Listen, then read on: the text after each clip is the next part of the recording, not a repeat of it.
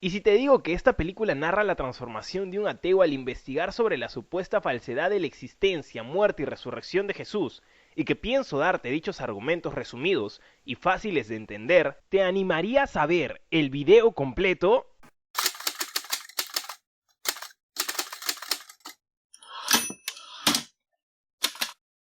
La película comienza a mostrarnos de forma veloz al personaje, su contexto y sus logros. Conseguiré empleo, compraré una casa, tendremos hijos. Descuida, lo tengo todo resuelto. Él es Lee Strobel, un abogado de Yale, promovido recientemente a editor de asuntos legales en un famoso periódico. Autor publicado de un libro, y su carrera es simplemente envidiable. Sumado a eso, tiene una linda esposa embarazada y una preciosa hija. El incidente que desata la historia es un atragantamiento. Su hija estuvo a punto de morir, pero una mujer cristiana estuvo allí en el momento indicado y le salvó la vida. Antes de irse, ella le dice: No es suerte, es Jesús. Mi esposo y yo íbamos a cenar a otro restaurante hoy, pero algo me dijo que debía estar aquí. Nos dan a entender la posición de Lee cuando su hija le pregunta por Jesús. Su madre tiene dificultades para responder, no sabe cómo abordar el tema, y él le dice: Es como ¿No? cuando mamá y papá te leen cuentos en la noche, ya sabes, los cuentos de hadas que te gustan. Bueno, creer en Dios es parecido a eso, pero nosotros somos ateos. Leslie y Lee tienen una discusión leve al respecto. A partir de ese punto, por efectos prácticos, vamos a separar la película en tres subtramas: el drama familiar, que es el grueso de la historia; el caso policial; y la investigación en contra de Jesús. Para los interesados puramente en los argumentos y debates presentados en esta película, les dejo en pantalla desde qué minuto lo abordaremos. Leslie, la esposa de Lee, va en busca de la señora que salvó a su hija. Esta le invita a su iglesia, asiste en una ocasión y se queda la noche pensando en lo que ha oído. Sin embargo, se lo oculta a su esposo por miedo a su reacción. Opta por ir una segunda vez y luego de oír el mensaje, al hablar con Alfie, ella decide creer. Al llegar a casa, habla con Lee sobre la decisión que ha tomado, la decisión de creer en Dios. Así que fui a la iglesia. Bueno, ¿qué me estás diciéndoles? Amor, no nos volvamos locos. No actúo como loca, actúo como loca. No es lo que quise decir. No creo que estés loca. Creo que estás embarazada y un poco loca. Y asustada, y lo entiendo. Así que volví de nuevo esta noche. Y yo sentía algo. ¿Cómo? ¿Por qué? ¿Por qué? Oye, pon atención. ¿Qué te dijo la tal señora Alfie? Esa fue mi decisión. No ¿Sí? la apruebo. A Lee le asignan un caso policial que implica un tiroteo, y donde todo apunta a que el joven acusado es culpable de haber atacado a un oficial de policía que ahora se encuentra en un hospital en cama. Luego desarrollaremos a detalle esta historia. En una conversación con un amigo íntimo, llega a la conclusión de que como investigador le debe de demostrar a su mujer lo equivocada que está, pero con hechos, buscando evidencia para probar que su reciente fe es una falacia y desmantelando de una vez por todas ese dichoso mito desde la raíz. Así que decide emprender una investigación haciéndose múltiples entrevistas a los mayores expertos en el campo. Entre esta búsqueda y el caso legal asignado, él descuida su relación con su esposa, mientras que ella crece en fe y se fortalece. Leslie y su hija empiezan a orar por él y finalmente nace su segundo hijo. Una tarde viene de visita su padre y para variar también discute con él, y llegada la noche tiene otra discusión con su esposa. En esta ocasión, a causa de los malos tratos hacia sus padres, ella vuelve a decirle que el creer la hizo feliz, que la cambió. Él se siente frustrado porque las cosas no avanzan como él quisiera. Tiene una fuerte discusión más para que luego de ello tenga una última y contundente entrevista que parece apuntar a todo lo contrario de lo que él esperaba. Él se siente desconcertado. No cree posible haber estado equivocado, a pesar de que sus conclusiones jugaran en su contra. Pero es un último evento el que le da la estocada final a su ya debilitada convicción atea. Es notar que el chico del caso legal no fue culpable. En realidad, las evidencias nunca fueron tan sólidas, pero fortalecían la idea preconcebida de que este chico era el culpable. Y luego de una investigación más a fondo, los verdaderos hechos salen finalmente a flote. Pero desarrollemos un poco más el caso. La escena del crimen es esta. Hay un oficial herido con una bala en el pecho.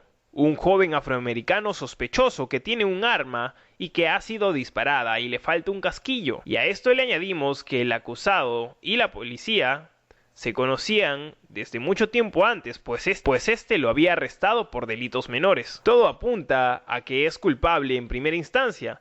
Lee lo interroga y este le explica que disparó su arma porque su pareja lo había echado de casa, que él no era el culpable. Ante los ojos de Lee, el caso estaba cerrado. Así que este chico confesó que era culpable para tener una condena menos fuerte.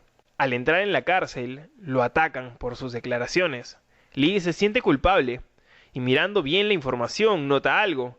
La herida de bala se ve en una dirección antinatural, algo que no concordaría con un disparo frontal. Indagando más, descubren que el oficial usaba un revólver con forma de bolígrafo y que al forcejear con este chico se disparó solo desde dentro del bolsillo, y he ahí que no encontraran el casquete de la bala ni que coincidieran en el calibre. Un caso que parecía tan simple e incriminante resulta siendo en realidad un error, algo que no notó por creer saber la respuesta independientemente de a dónde apuntaban los hechos. Este es un paralelismo, una analogía con su investigación sobre Jesús, pues lo que en un inicio parecía para él obvio, fue apuntando a un lugar que nunca imaginó. Pero, ¿cuáles son estos hechos? ¿Cuáles son las preguntas que él formuló? ¿Podrían convencer quizá a otra persona? Bueno, vamos a desarrollarlas ahora mismo. Entrevista número 1. Gary Habermas, experto en la resurrección. ¿Cómo probar la resurrección si es que es un milagro? Bueno, pues sencillamente no se necesita probar el milagro. Lo único necesario es probar que gente lo vio luego de la crucifixión, y hay registro de que 500 personas adicionales a sus discípulos lo vieron. Esta información podría ser sesgada al venir de la Biblia, pero se sabe por fuentes históricas fuera de la Biblia que los discípulos de Jesús fueron perseguidos y muertos por su creencia y por no negar que Jesús resucitó de los muertos y era Dios hecho carne. La cuestión es, si la resurrección, que es la base de la fe cristiana, fuera mentira, ¿habrían sido capaces de dar su propia vida por algo que saben que es falso? Es fácil decir una mentira, pero solo se podría morir por una verdad. Entrevista número 2. Padre Marqués, arqueólogo. La interrogante es la siguiente. ¿Cómo estar seguros sobre la veracidad de los manuscritos bíblicos, que no hayan sido adulterados con el paso del tiempo para favorecer una ideología concreta? Respuesta: sencillamente contrastando documentos, que es lo que se hace con cada texto histórico. Hay dos cosas importantes al respecto. Mientras más copias, mejor es el cruce de información, más fidedigno. Mientras más antiguo, más confiable. Como ejemplo base tenemos a la Ilíada, el segundo libro con más copias encontradas en la historia, con 1575 copias. Fue escrito originalmente en el año 800 a.C., pero las copias encontradas se ven documentadas en el 300 después de Cristo, teniendo 1100 años de diferencia entre la original y la copia. En contraste, el Nuevo Testamento de la Biblia tiene 5843 manuscritos griegos, siendo el fragmento más antiguo uno que se remonta al 125 después de Cristo, aproximadamente 50 años después de la presunta original. Dato curioso: juntando todas las copias existentes de Aristóteles, lograría cerca de 1 metro de altura en papeles. Con todas las del Nuevo Testamento, llegarías a cerca de 1 kilómetro. He ahí lo confiable de estos escritos. Entrevista número 3. William Lane Craig. La pregunta es, ¿y si Jesús nunca llegó a la tumba? Los evangelios tienen pequeñas contradicciones sobre quiénes y en qué orden se llegó a ver la tumba vacía de Jesús. Esta no sería prueba suficiente para decir que dichos testimonios, al ser contradictorios, son en realidad poco confiables y deberían de ser descartados.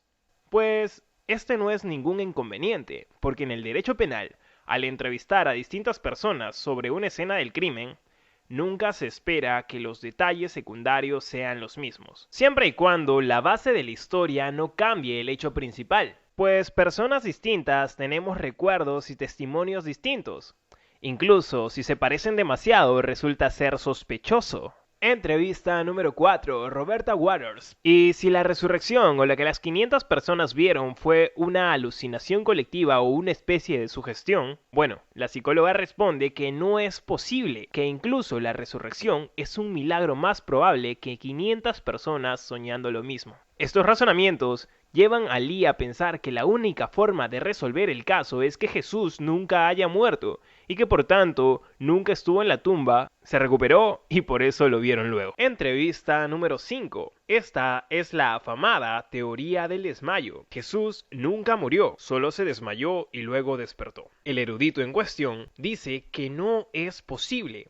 Y ahora pasa a explicar el porqué. Los romanos eran expertos torturadores. El látigo con el que flagelaron a Jesús tenía huesos de animales y trozos de hierro en la punta que desgarraban y abrían la piel, cortaban tendones, y por si fuera poco, la crucifixión sometía a la persona colgada en el madero a asfixia, ya que no solo sus brazos y pies eran atravesados, sino que en esa posición la respiración era muy complicada. Por ende, los crucificados buscaban estirarse, raspando su ya dañada espalda contra la madera y usando como anclaje sus pies y muñecas para impulsarse hacia arriba y tomar aire, hasta que finalmente estaban muy cansados para seguir y morían por asfixia. Dato curioso, en la Biblia menciona que a Jesús le iban a romper las rodillas por esa misma razón. Para no esperar demasiado, los romanos les rompían las rodillas a los crucificados, para que finalmente murieran asfixiados. A esto se suma que si un preso escapaba,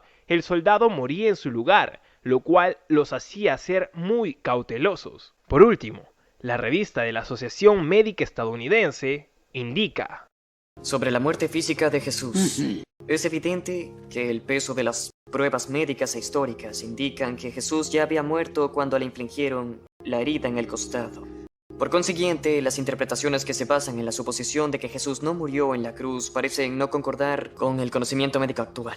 Y bueno, estos son los argumentos que la película presenta. Acepto que no son muchos, pero déjame decirte que la película está basada en un libro homónimo. Las diferencias entre el libro y la película son que el libro se centra en desarrollar la investigación, separando en 3 partes principales y en 14 capítulos con distintos expertos, narrado de forma ágil y presentando de forma veloz hechos, argumentos y contraargumentos. Y el caso policial que vimos es solo un pie de página de una cara iniciando el libro, mientras que en la película lo hace una subtrama principal en paralelo a los hechos, y se encarga de desarrollar mucho más el conflicto interno y sus relaciones familiares, así como lo que lo encaminó a todo esto. No diría que uno es superior al otro, son complementarios, pero es necesario reconocer que tienen distintos públicos y distintos objetivos.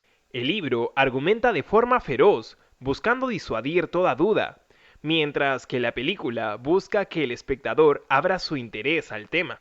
Les dejo el link para que vean la película completa aquí en YouTube, y si mi reseña despertó su curiosidad por saber más sobre el libro, escríbeme un mensaje y podré mandártelo por correo. O si veo mucho interés en el tema por parte de ustedes, tal vez haga una serie ocasional resumiendo unos cuantos capítulos del libro. Gracias por quedarte hasta el final. Si te gusta mi contenido, agradecería que lo compartas, dejes un like o un comentario. Sin más que decir, nos vemos en un próximo video.